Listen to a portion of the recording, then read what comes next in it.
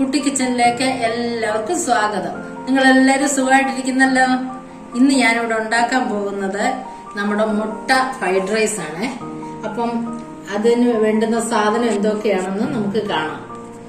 അപ്പം സവാള നമ്മൾ അരിഞ്ഞു വെച്ചിട്ടുണ്ട്, നമ്മുടെ ഉള്ളിത്തണ്ടുണ്ട്, പട്ട, ഏലക്ക, ഗ്രാമ്പു, പറങ്ങേണ്ടി, മുന്തിരി,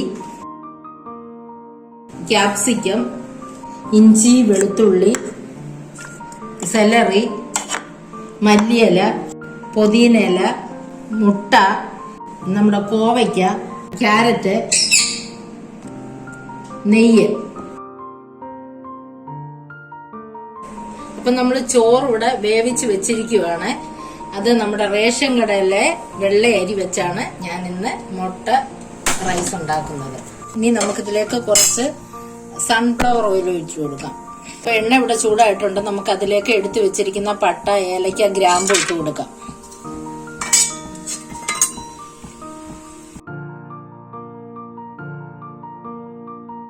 സവാള എടുത്തു കൊടുക്കാം. സവാള ഇവിടെ വഴന്ന് വന്നിട്ടുണ്ട്. ഇനി നമുക്ക് ഈ എടുത്ത് വെച്ചിരിക്കുന്ന ക്യാരറ്റ് ഇട്ട് കൊടുക്കാം. ഇത് നീളത്തിലാണ് ചോപ്പ് ചെയ്ത് വെച്ചിരിക്കുന്നത്.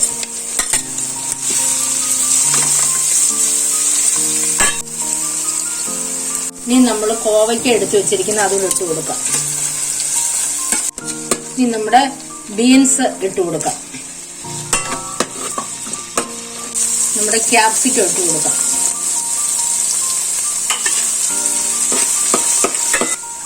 നമുക്ക് കുറച്ച് ഉപ്പിട്ട് കൊടുത്തേ. മറ്റേത് വേവുന്ന സമയം കൊണ്ട് നമുക്ക് മുട്ട വഴറ്റിയെടുക്കാം. എണ്ണ ഒഴിച്ചിട്ടുണ്ട്. അതിലേക്ക് നമുക്ക് ഈ മുട്ട 3 മുട്ട ഞാൻ പൊട്ടിച്ച് വെച്ചിരിക്കുവാണ്. ഇത് ഇതിലേക്ക് ഒഴിച്ചു കൊടുക്കാം. നമുക്ക് ചിക്കി എടുക്കാം.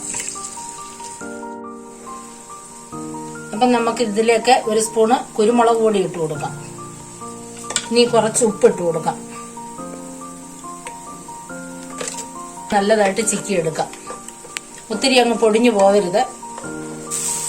അപ്പൊ നമ്മുടെ മുട്ട ഇവിടെ നല്ലതായിട്ട് ചിക്കി വെച്ചിരിക്കുകയാണ്.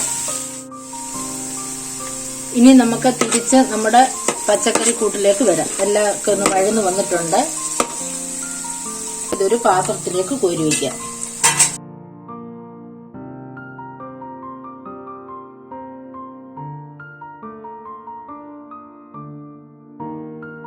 അപ്പൊ നമ്മള് കുറച്ച് ഇഞ്ചിയും വെളുത്തുള്ളിയും വെച്ചിട്ടുണ്ട്. അതും കൂടെ ഒന്ന് വറുത്തെടുക്കാം. നമുക്ക്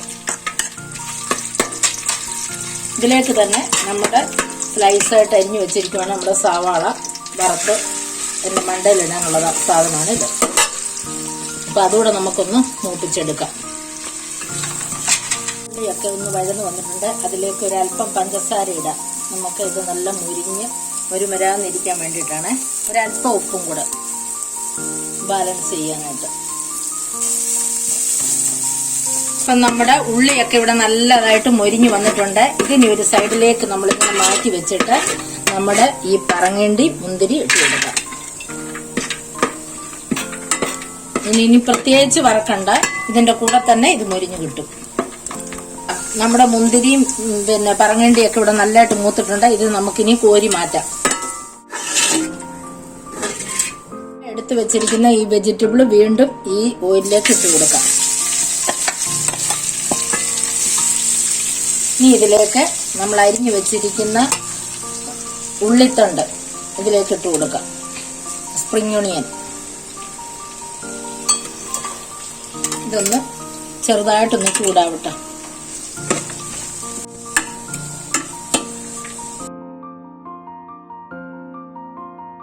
സെലറി ഇടുമ്പോഴത്തേക്കിന് നമ്മുടെ ഫ്രൈഡ് റൈസിന് നല്ലൊരു മണമുണ്ട്. അതിനാണ് നമ്മൾ ഈ സെലറി ഇടുന്നത്. ഇനി കുറച്ച് മല്ലിയില ഇട്ട് കൊടുക്കാം. ഇതൊക്കെ ഒന്ന് വാടിയാകാവും, ഒത്തിരി മൂത്ത് പോകരുത്. 2 വിസിൽ വന്നപ്പോഴത്തേക്കിന് നിർത്തി വേവിച്ച് ഊറ്റി വെച്ചിരിക്കുകയാണ്. ഇനി ചോറ് ഇതിലേക്ക് ഇട്ട് കൊടുക്കും. 1 സ്പൂണ് സോയാ സോസ് ഇതിലേക്ക് ഒഴിച്ചു കൊടുക്കാം. 1 സ്പൂണ്. ഇനി ഇതിലേക്ക് ഒരു 1/2 സ്പൂണ് കുരുമുളക് പൊടി ഇട്ട് കൊടുക്കണം. 1 അരമുറി നാരങ്ങ പിഴിഞ്ഞൊഴിക്കണം. അപ്പം ഇനി നമുക്ക് ഈ മുട്ടയും കൂടി ഇട്ട് കൊടുത്ത് ഇത് ഇളക്കി യോജിപ്പിക്കാം.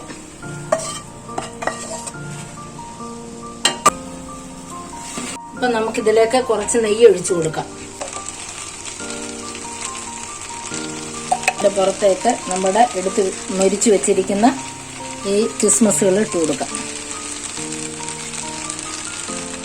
ഒന്ന് മൂടി വെച്ച് ചെറു തീ ഓഫ് ചെയ്യുവാണ്. ഇതെല്ലാം ഒന്ന് ആവി കയറട്ടെ. ഒന്ന് ആവി കയറിയിട്ട് നമുക്ക് എടുത്തു നോക്കാം. അപ്പം നമുക്ക് അടപ്പെടുത്തും നോക്കാം. അപ്പം എല്ലാം നല്ലതായിട്ട് ചൂടായിട്ട് വന്നിട്ടുണ്ട്. ഇനി നമുക്ക് ഇത് അലങ്കരിക്കാനായിട്ട് കുറച്ച് പുതിന ഇലയും കുറച്ച് മല്ലി ഇലയും കൂടി ഇട്ട് കൊടുക്കാം.